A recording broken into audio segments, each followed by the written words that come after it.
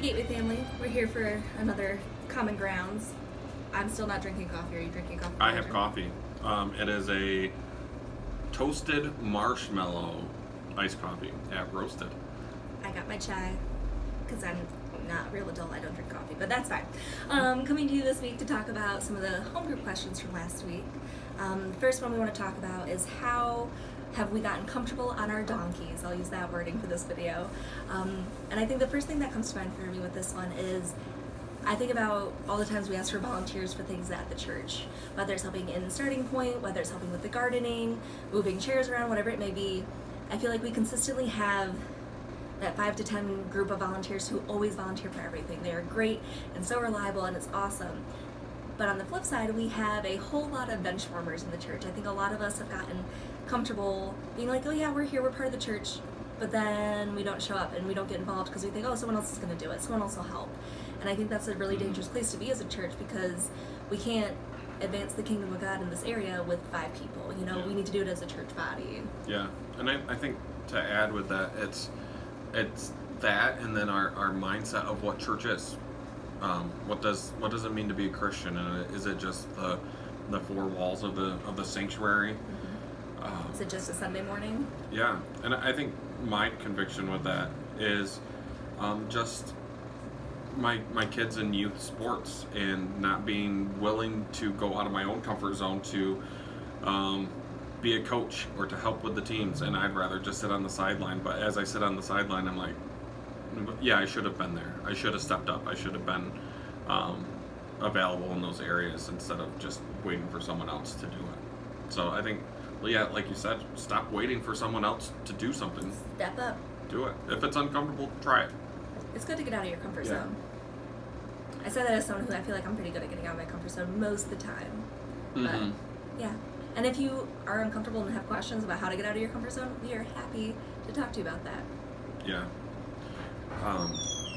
One of the other questions are you prickly or fruitful?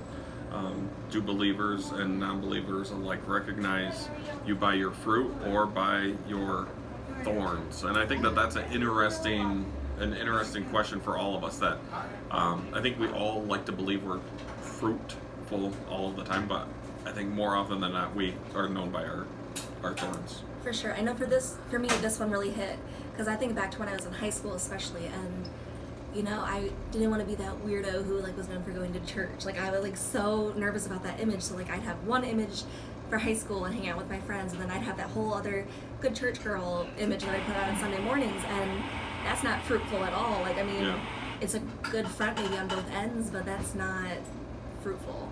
So I think it's so important to really take a minute to look at ourselves and see like which image are you putting on? Do you have a different mask for every social situation, or are we having the one face? Are we being true believers and showing that? Yeah. And then I think the last question that Pastor Mitch had, that is in regards to Psalm 22, is about just generation to generation of what are we leaving.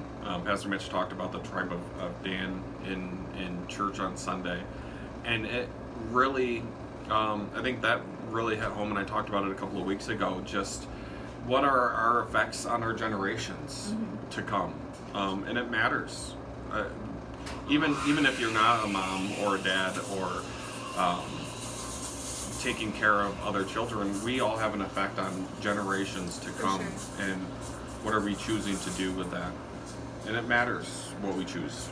Like if we think about even just like if I litter today, that can affect generations to come. Like it's the same idea with how we act towards others and how we share that love of God with those around us. Yeah.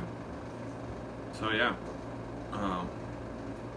I think this first sermon in Judges was a great intro into our series. It was a great intro into what we're going through, and it's a hard book. But life isn't easy, and we have to be willing to look at ourselves as we walk through. And it causes us as staff to look at ourselves as we prepare for Sunday. It causes us to look at ourselves as we're even just in church. Our daily lives too, yeah. So that's what Judges is about. It's Israel. It's the church that is caught up in the world outside of them. And I think if we look at our lives, it's so easy to do so today. So keep walking with us. Maybe send us a question. That'd be great. We would love to answer those. Yeah, definitely. Yeah, instead of us Home begging groups, for I you. think, end this week, so we'll have to come up with our own questions for next week. So send us questions. Yeah. Have a good one. All right. Love you guys. Bye. Bye.